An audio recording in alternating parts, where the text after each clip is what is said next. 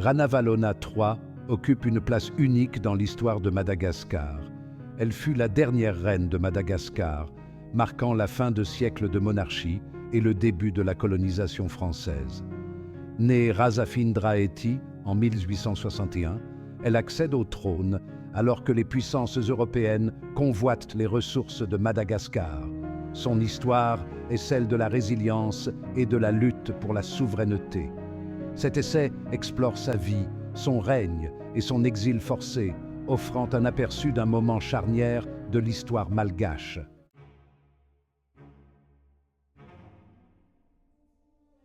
Razafindra-Eti, la future Ranavalona III, voit le jour au sein de la dynastie Mérina, une vie faite de privilèges et de responsabilités.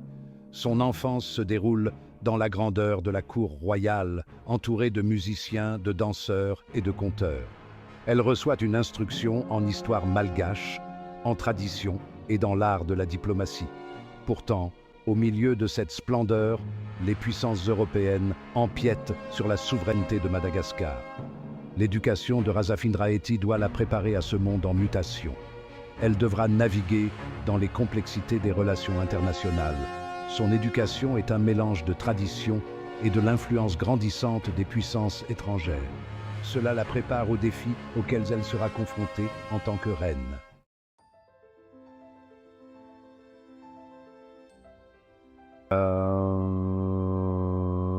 La London Missionary Society joue un rôle crucial dans l'éducation de Razafindra-Eti, apportant de nouvelles idées et connaissances du monde occidental. Razafindra-Eti excelle dans ses études. Elle apprend à lire et à écrire l'anglais couramment.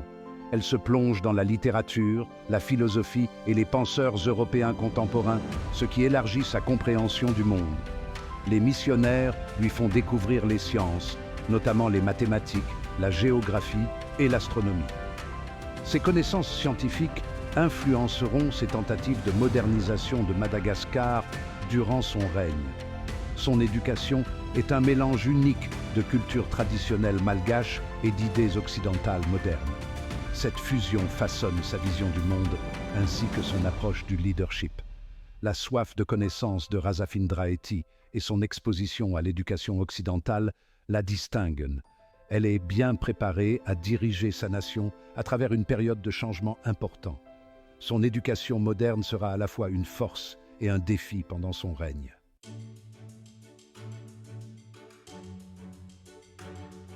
En 1883, la vie de Razafindra-Eti prend un tournant radical lorsque sa tante, la reine Ranavalona II, s'éteint.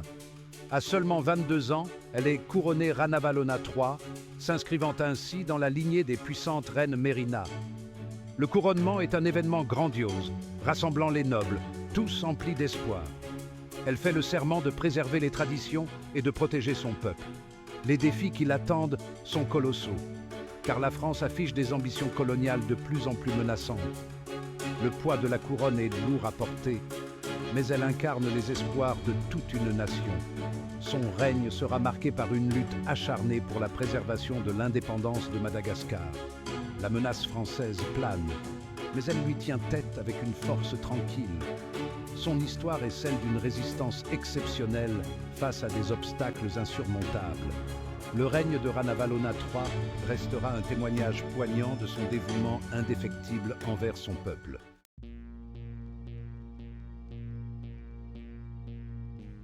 Peu après son couronnement, Ranavalona III épouse son premier ministre, Rainila Yarivoni, lors d'un mariage stratégique. Il ne s'agit pas d'une union d'amour, mais d'une alliance politique. Rainila Yarivoni est un fin stratège politique ayant servi deux reines avant elle. Leur union a pour but de consolider la monarchie en cette période trouble. Rainila Yarivoni devient son mentor et conseiller, la guidant à travers les méandres de la politique de la cour et des relations internationales. Ensemble, ils affrontent la pression grandissante de la France, déterminée à préserver l'indépendance de Madagascar. Cependant, le vent tourne en leur défaveur. La France est résolue à faire de Madagascar une colonie de son empire. Leur union stratégique est une tentative audacieuse pour résister à la domination étrangère. Malgré tous leurs efforts, la menace française ne cesse de s'intensifier.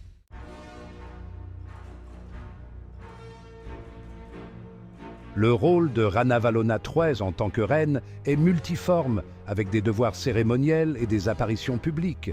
Elle préside les fonctions d'État, recevant dignitaires et ambassadeurs. Elle est une mécène des arts et de l'éducation, préservant la culture malgache. Elle soutient la création d'écoles et encourage l'artisanat et la musique traditionnelle.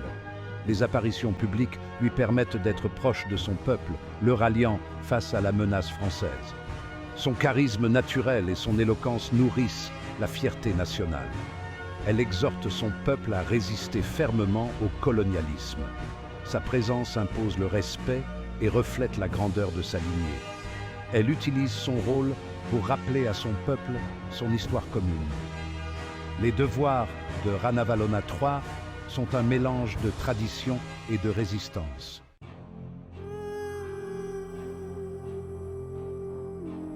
Bien que Rainilaïa-Rivoni tienne les rênes du gouvernement, Ranavalona III n'est pas une simple potiche.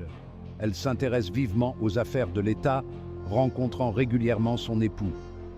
Son éducation lui confère une large compréhension du monde, y compris de la politique et de la diplomatie européenne. Elle utilise sa position pour défendre des politiques dans l'intérêt de Madagascar.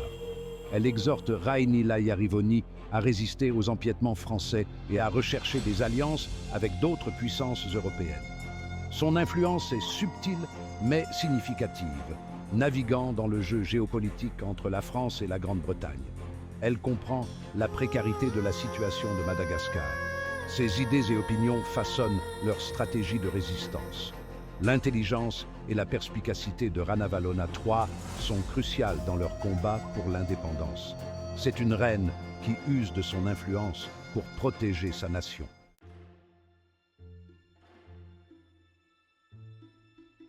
Le règne de Ranavalona III coïncide avec la ruée vers l'Afrique, une période d'intense expansion coloniale européenne. La France, désireuse d'étendre son empire, voit Madagascar comme une cible de choix. Le contrôle de Madagascar leur donnerait une position dominante dans l'océan Indien et l'accès à de précieuses ressources. Les Britanniques, principaux rivaux de la France, s'intéressent également à Madagascar, mais principalement pour des raisons commerciales. Ils se contentent de laisser la monarchie mérina au pouvoir, tant qu'elle n'interfère pas avec leur commerce. Madagascar est prise dans une lutte géopolitique entre la France et la Grande-Bretagne.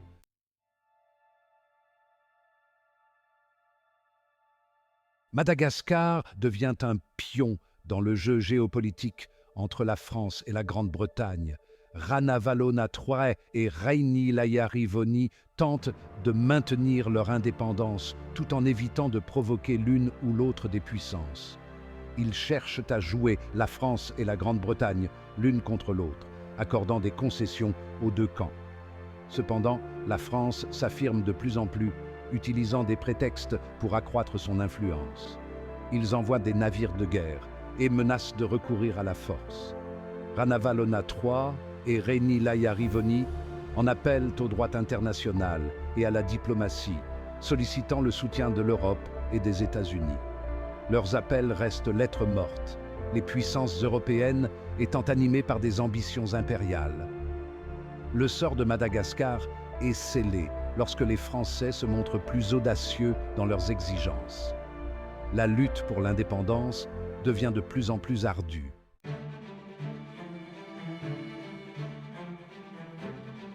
Les tensions entre Madagascar et la France atteignent leur paroxysme à la fin du XIXe siècle. En 1881-1882, une première crise éclate entre la France et le royaume Mérina à Madagascar suite à une démonstration de force anglaise devant Madagascar. En réponse, la France adresse un ultimatum demandant un protectorat sur l'île. Après le rejet de cet ultimatum, l'amiral Pierre fait occuper Majunga et Tamatave, mais les forces françaises ne peuvent aller plus loin en raison de leur engagement simultané au Tonkin. En décembre 1885, un compromis est signé. la France reconnaît l'État malgache contre une lourde indemnité et le port de Diego Suarez, tandis que le royaume Mérina accepte que la France préside aux relations extérieures de Madagascar. Bien que ce protectorat soit largement théorique et sujet à interprétation. La guerre franco-malgache éclate en 1894, marquant un tournant dans l'histoire de Madagascar. Les tensions entre la France et Madagascar étaient palpables depuis des années. La France, avec ses ambitions coloniales croissantes, cherchait à imposer son contrôle sur l'île, tandis que la reine Ranavalona III tentait désespérément de préserver l'indépendance de son royaume. En 1885, un protectorat économique et diplomatique est établi par la France, mais ce protectorat reste en grande partie théorique. La reine Ranavalona III et son premier ministre Raini Layarivoni cherchent à renforcer les relations diplomatiques avec d'autres puissances, notamment les États-Unis et la Grande-Bretagne, pour contrer l'influence française. Cependant, ces efforts se révèlent insuffisants face à la détermination française. L'affaire de Madagascar revient sur le devant de la scène en 1890 avec la signature d'une convention franco-britannique où la Grande-Bretagne reconnaît le protectorat français sur Madagascar en échange de la reconnaissance du protectorat britannique sur Zanzibar. En 1894, la France décide d'établir un protectorat plus strict, mais la reine malgache refuse.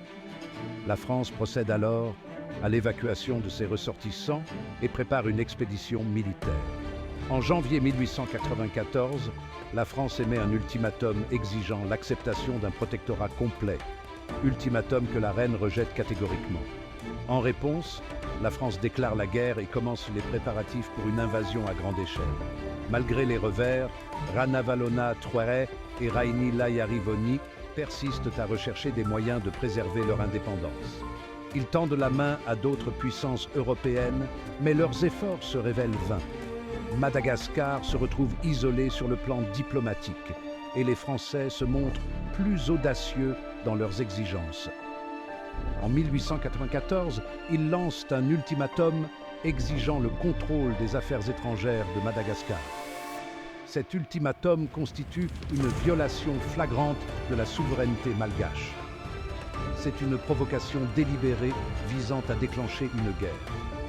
Le décor est planté pour l'invasion française.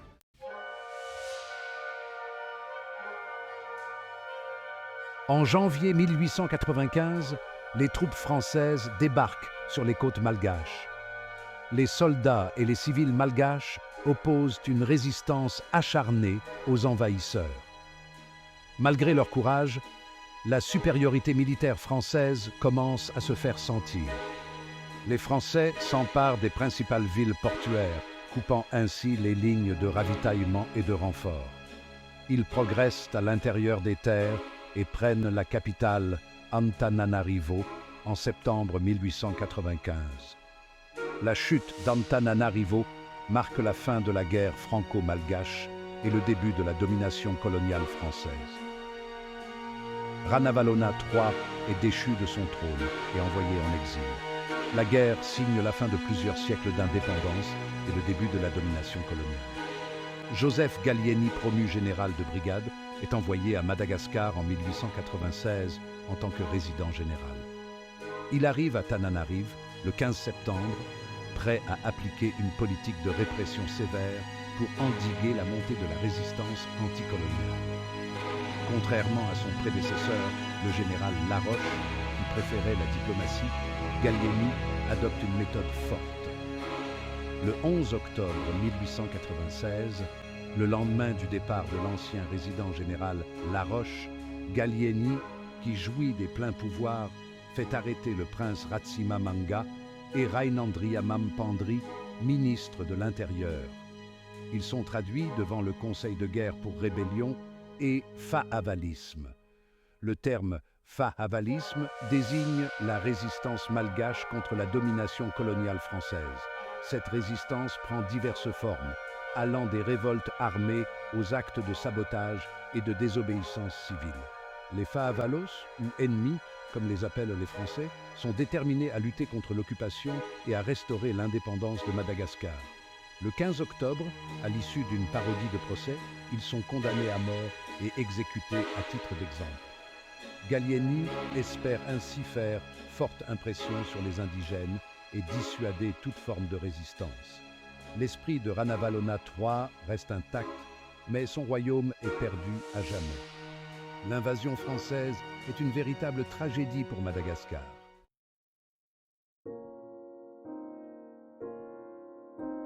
La chute d'Antananarivo sonne le glas du règne de Ranavalona III. Les Français démantèlent la monarchie Mérina et Ranavalona III devient prisonnière entre les murs de son propre palais. Son premier ministre et époux, Renila Yarivoni, est arrêté et contraint à l'exil. La reine Ranavalona III est également accusée de comploter contre l'influence française. Elle est déchue le 27 février 1897 et exilée à l'île de la Réunion, marquant la fin de la monarchie malgache et de la dynastie des Mérina. En 8 ans de proconsulat, Gallieni pacifie la Grande Île et procède à sa colonisation. Cependant, cette pacification est marquée par des exécutions sommaires et l'instauration du travail forcé, entraînant de nombreuses morts. Le mouvement Menalamba, en particulier, joue un rôle crucial dans cette résistance. Les Menalamba, littéralement les écharpes rouges, sont des groupes de résistants qui s'opposent vigoureusement à la présence française et aux réformes qu'ils tentent d'imposer. Ces réformes, souvent perçues comme des atteintes aux traditions et à la culture malgache, exacerbent les tensions.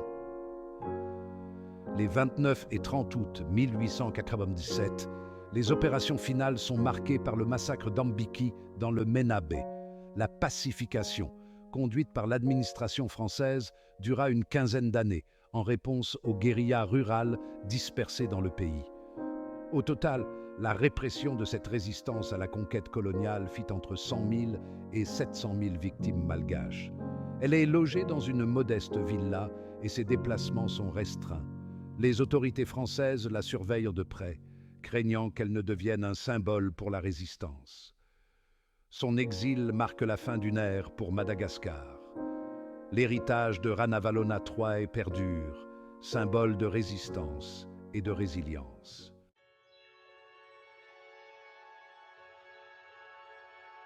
La vie en exil est une pilule amère à avaler pour Ranavalona III. Elle est coupée de son peuple, de sa culture et de sa patrie. La vie de cour animée qu'elle a connue est remplacée par une routine étouffante de repas, de promenades et de visites d'une poignée de sympathisants. Le gouvernement français, désireux d'effacer toute trace de l'indépendance malgache, décourage toute manifestation publique de sympathie envers la reine exilée. Ses portraits sont retirés des bâtiments gouvernementaux, son nom est rarement mentionné dans la presse. En 1899, Ranavalona III est transférée en Algérie, une autre colonie française en Afrique du Nord. Elle est installée dans une villa près d'Alger, où elle vivra jusqu'à la fin de ses jours. Le climat en Algérie est rude, un contraste saisissant avec la chaleur tropicale de Madagascar. Les autorités françaises continuent de la surveiller de près. Elles craignent qu'elle ne représente encore une menace pour leur domination à Madagascar. Cependant, Ranavalona III ne se fait aucune illusion sur sa situation. Elle sait que son royaume est perdu.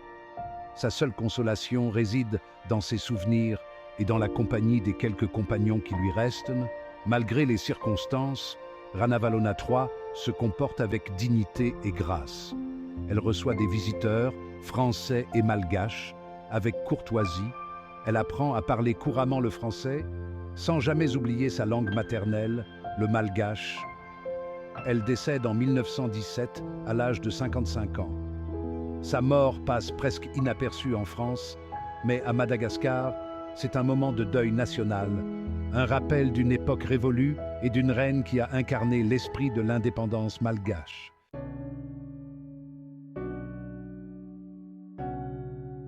L'histoire de Ranavalona III est un rappel poignant du coût humain du colonialisme. Une reine sans royaume, une dirigeante séparée de son peuple. Même en exil, elle a su conserver sa dignité. Son règne marque un tournant dans l'histoire de Madagascar. Elle accède au trône alors que les forces de l'impérialisme européen se rapprochent. Avec ses conseillers, elle tente de préserver l'indépendance de son pays. Mais leurs efforts sont vains. Les Français sont déterminés à faire de Madagascar une colonie.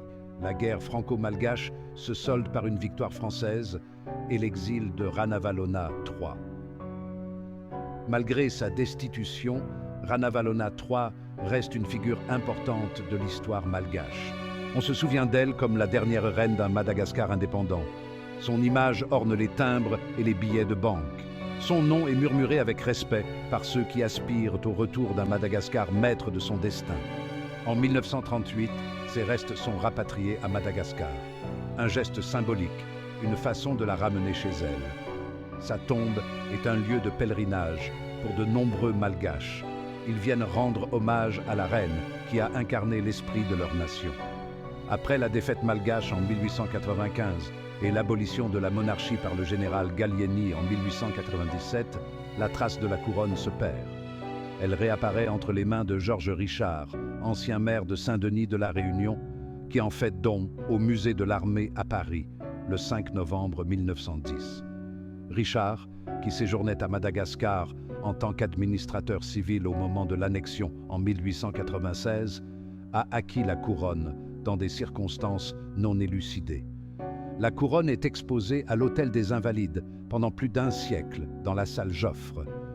Ce n'est qu'en 2020, après des démarches diplomatiques, que la couronne retrouve son chemin vers Madagascar. Le 20 février 2020, le président malgache Andry Rajoelina remet à Jean-Yves Le Drian, ministre français des Affaires étrangères, une lettre adressée au président Emmanuel Macron pour demander la restitution de la couronne royale de la dernière reine de Madagascar, Ranavalona III. Après vérification, la France accueille favorablement cette requête et prévoit de présenter le joyau à Antananarivo le 26 juin 2020, date du 60e anniversaire de l'indépendance de l'île. Cependant, ce projet échoue en raison du caractère inaliénable des collections nationales, qui exigent le vote d'une loi pour que le bien soit cédé. Le gouvernement malgache, ne souhaitant pas que la couronne fasse son retour sous forme de prêt, préfère attendre. La couronne quitte finalement la France le 5 novembre 2020, 110 ans après son arrivée. Elle doit être exposée au palais Manjakamiadana, au sein de la Rova de Tananarive, retrouvant ainsi sa place légitime dans l'histoire malgache